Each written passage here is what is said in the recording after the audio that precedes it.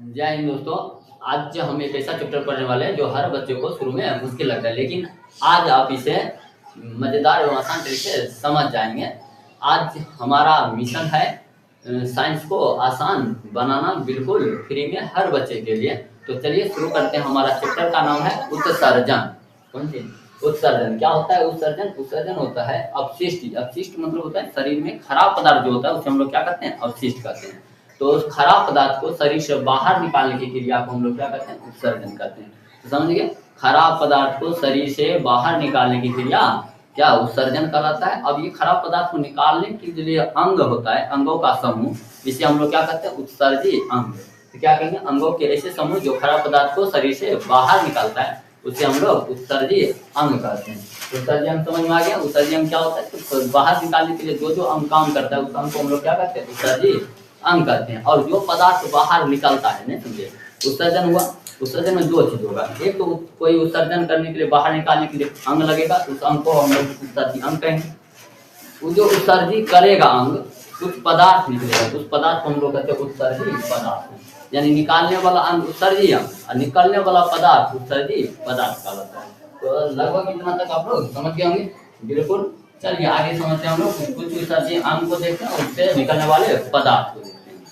उत्सर्जी अंग में सबसे पहला हम देखेंगे त्वचा। ये त्वचा से तीन चीज निकलते हैं। कौन कौन सी? पसीना। ये जो पसीना निकलता है कहाँ निकलता है? त्वचा पर निकलता है। तो ये त्वचा पर निकलता है, तो निकलने वाला पदार्थ जो है बाहर निकला, तो ये क्या कहलाएगा? उत्सर्जी पदार्थ। तो पसीना निकलता है, साथ साथ सीबम निकलता है। सीबम आप लोग इसको कैसे देखिएगा, ये गोंद के समान लट लट होता है। जब सुबह हम लोग रात में सोते हैं, सुबह उठिएगा तो नाक पर चिपचिपा पदार्थ जमा हुआ रहता है, इसको हम लोग कहते हैं सीबम। और इसमें होता है नमक। नमक को आप लोग जैसे पसीना को एक बार चाट के देख लीजिए, एकदम नमकीन लगेगा। तो मतलब क्या है? उसमें नमक की मात्रा है। वैसे गर्मी के दिनों में जब हम काला कपड़ा पहनते हैं तो इसमें क्या होता है? पसीना लगने के बाद जब वो सूखता है ना, तो नमक की मात्रा उसमें दिखाई देगा, तो उजला उजला धब्बा हो जाएगा। तो वो क्या है? नमक है।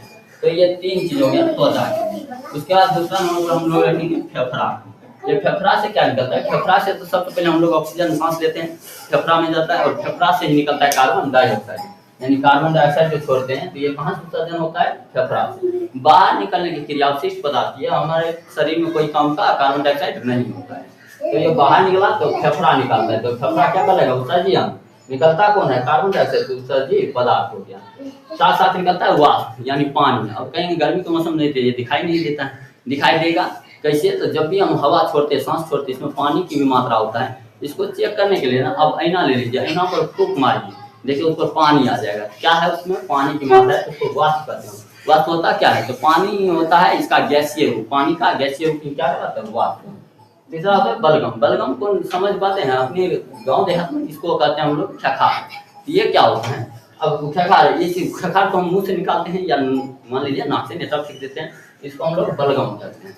लेकिन ये निकलता कैसे है? तो जैसे खखार पूरा जोर लगाते हैं। जोर कहाँ से लगता है? तो जोर लगाते जो है हम लोग फेफड़ा से लगाते हैं। तो इसलिए बलगम का उत्सर्जन कौन करता है? तो फेफड़ा करता है।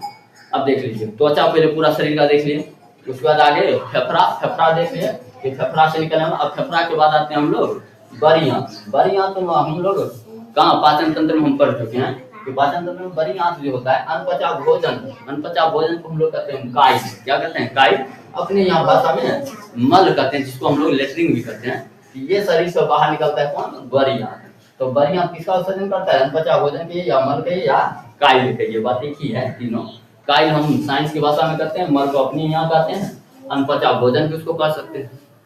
ठीक है। तो भोजन का पूछेगा कि मल का उत्सर्जन कौन करता है? तो बड़ी आंत करता है या काइल का।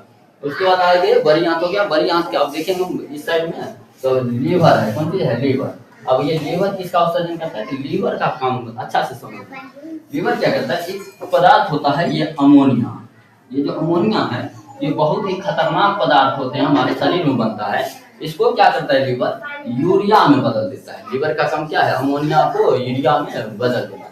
ये बहुत खतरनाक है, इसको कम खतरनाक यूरिया में बदल देता है। ये काम करता है कौन? लीवर। इसलिए लीवर क्या है? अमोनिया को यूरिया में बदलता है। अब इसके बाद आते हैं तो हम लोग देखते हैं किडनी। कौन सी देखते हैं? किडनी यानी वृक्क। वृक्क जो होता है ये जानता है यूरिया जो है किसका बना है? अमोनिया का बना है। यानी कि 2 से 3 घंटा बाद फिर से यूरिया किस में बदल जाता है? अमोनिया। तो बदलने से पहले ये पेशाब के रूप में शरीर से बाहर निकाल देता है। तो ये पेशाब जो निकलता है, पेशाब क्या है, यूरिया है। किससे बना है, अमोनिया से। तो अमोनिया को बदल दिया एग्जाम में कौन, लीवर, और इसको बाहर निकाल दिया जल्दी से कौन, तो वृक्क यानी किडनी निकाल देता है बाहर। तो पेशाब का उत्सर्जन पूछेगा कौन करता है, तो हमारा किडनी यानी वृक्क करता है। ये कर किसका, पेशाब में क्या होता है, तो यूरिया होता है। तो यूरिया का भी उत्सर्जन पूछे तब भी यही आंसर होगा। अब देखेंगे हम जो पूरी यहाँ देखे 5 गो, ये कितने अंग थे, 5 अंग थे, उत्सर्जन अंग 5 में से मेन रूप से हमें क्या पढ़ना है, इस उत्सर्जन चैप्टर में हम पढ़ेंगे, मेन रूप से पढ़ेंगे वृक्क को, यानी उत्सर्जन का जो मुख्य काम करता है यह वृक्क यानी किडनी करता है। इसलिए इसको हम लोग मुख्य उत्सर्जी अंग भी कहते हैं, मुख्य उत्सर्जी अंग। तो मुख्य उत्सर्जी अंग कौन सा है, तो वृक्क यानी किडनी, समझे ना। तो ये हो गया हमारा किडनी। तो किडनी के बारे में देखेंगे, ये बहुत ही खतरनाक पदार्थ होता है। जैसे देखिए कि हमारे शरीर में बनने के बाद जल्दी से जल्दी क्या करता है, बाहर कर देता है। 2 से 3 घंटे बाद फिर से ये क्या बन जाएगा, अमोनिया बन जाएगा। इसलिए देखेंगे कि जब हम पेशाब करते हैं तो उस समय महकता नहीं है, कारण क्या है, यूरिया, कौन चीज है, यूरिया। यूरिया जल्दी महकता नहीं, लेकिन 2-3 घंटा बाद हम उसी पेशाब के साथ हो जाएंगे। तो 2-3 घंटा बाद उसकी कौन चीज बदल देते हैं, अमोनिया। अमोनिया में बहुत ज्यादा गंध होता है, इसलिए पेशाब क्या होगा, महकने लगेगा। तो महकने का कारण समझ रहे हैं, कौन चीज है, अमोनिया।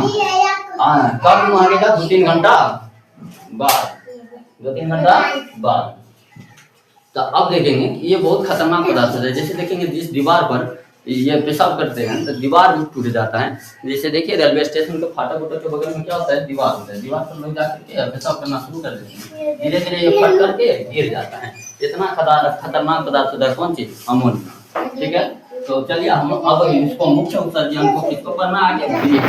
तो आज के लिए इतना ही, मिलते हैं अगले वीडियो में पार्ट 2 में वृक्क के साथ। जय हिंद।